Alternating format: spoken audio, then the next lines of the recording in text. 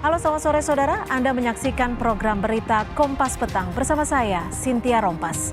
Saudara, kita ke informasi pertama di Kompas Petang. Koalisi Indonesia Maju Plus resmi mendeklarasikan pasangan Ridwan Kamil dan kader PKS Suswono maju dalam Pilgub Jakarta 2024. Deklarasi berlangsung di Hotel Sultan Jakarta. RK dan Suswono diusung koalisi Kim yang terdiri dari partai koalisi pendukung Prabowo Subianto Gibran di Pilpres 2024, yakni Golkar, Gerindra, Demokrat, PAN, PSI, PBB, Gelora, Garuda, dan Prima, serta tambahan atau plus dari PKS, PKB, dan Nasdem yang sebelumnya mendukung Anies Baswedan. Pendaftaran RK sebagai calon gubernur Jakarta ke Komisi Pemilihan Umum KPU DKI Jakarta direncanakan pada 27 Agustus 2024.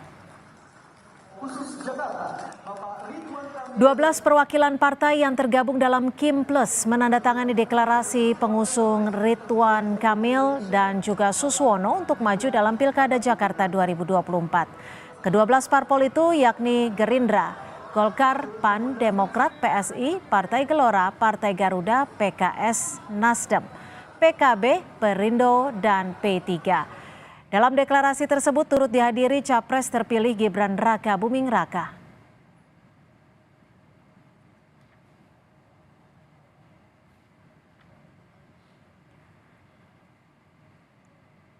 Wakil Presiden terpilih Gibran Raka Buming Raka menghadiri deklarasi Ridwan Kamil dan Suswono sebagai bakal calon gubernur dan bakal calon wakil gubernur Jakarta yang diusung Koalisi Indonesia Maju Plus.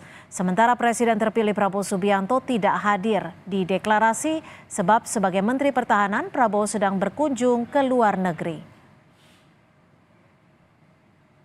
Suswono saat ini menjabat sebagai Ketua Majelis Pertimbangan PKS. Sebelumnya, ia pernah menjadi tenaga ahli Menteri Kehutanan pada 1999 sampai 2001.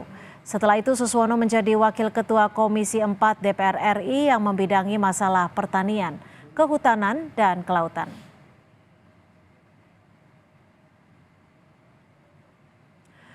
Tinggalkan Anies, PKS, PKB, dan Nasdem hadiri deklarasi Ridwan Kamil Suswono untuk maju Pilgub Jakarta. Anies dan PD Perjuangan ditinggalkan. Kita bahas bersama Wasekjen PKB, Saiful Huda, dan juga Direktur Eksekutif Indikator Politik Indonesia, Burhanuddin Muhtadi. Selamat petang Mas Burhan, selamat petang juga Mas Saiful. Terima kasih sudah bergabung bersama kami di Kompas Petang. Makasih. Ya, petang. Mas Burhan. Ya, Mas Saiful, ini resmi meninggalkan Anies Baswedan di Pilgub Jakarta. Pertimbangannya apa saja? Ya, dinamikanya tinggi banget memang. Pilkada di provinsi di Jawa. Nah, termasuk di DKI Jakarta, kami sendiri sebenarnya baru memutuskan kemarin. Jadi memang PKB belum memutuskan sebelumnya siapa sosok yang akan diusung. Baru ada usulan saja dari DPW dan baru kami putuskan tadi kemarin sore di saat penyerahan B1KW. Memangnya yang ditawarkan apa saja sampai akhirnya memutuskan di di waktu-waktu terakhir untuk bergabung dengan Kim Plus? Ya, banyak pertimbangan termasuk menjadi pertimbangan kami ketika teman-teman PKS yang bahkan sudah memasangkan dengan kadernya sendiri juga akhirnya tidak jadi. Nasdem ya sudah mengeluarkan surat juga tidak jadi. Jadi komunikasi kami dengan dua partai ini yang sebelumnya ada rencana mengusung Mas Anies, ketika tidak jadi akhirnya kami memutuskan untuk menjadi bagian dari koalisi ini. Mas Burhan, kalau Anda melihatnya bagaimana ketika Anies ditinggalkan sendiri dan saat ini bisa dipastikan tidak bisa maju untuk Pilgub Jakarta? Sebenarnya saya tidak terlalu kaget ya. Justru Anies baiknya atau seharusnya itu mempersiapkan dari awal skenario terburuk. Jika misalnya partai-partai tidak jadi mencalonkan dirinya. Nah, masalahnya Anies tidak memiliki skenario atau plan B. Jadi misalnya jalur perseorangan tidak disiapkan oleh Mas Anies atau timnya, termasuk juga plan lain, misalnya plan masuk ke partai untuk memudahkan dalam usaha untuk mencari kendaraan, itu juga tidak disiapkan dari awal. Jadi memang kita tidak bisa menyalahkan Anies penuhnya, ini ada kaitannya dengan aturan main di mana tidak ada pembatasan maksimum koalisi Oke. sehingga aksi borong partai terjadi. Jadi ini ke depan harus segera diperbaiki supaya masyarakat Jakarta secara khusus atau masyarakat Indonesia secara umum itu tidak di-effect completely oleh elit partai.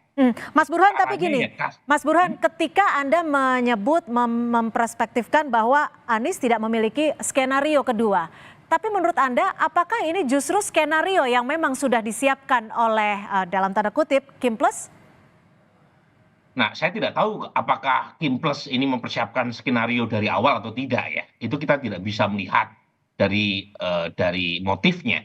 Tetapi yang pasti kan Anies harusnya mempersiapkan itu kalau misalnya diperlakukan semacam ini, harusnya Anies itu tidak percaya 100%, tidak pasrah bongkoan sama partai. Caranya tadi, pertama adalah menyiapkan jalur perseorangan sebelum ditutup, ya. Kemudian yang kedua, termasuk skenario masuk ke partai supaya cara untuk memenuhi minimum threshold 20% itu bisa terpenuhi. Nah, Anies kan nggak bisa mengontrol orang lain. Yang dia bisa kontrol adalah dirinya dan timnya sendiri.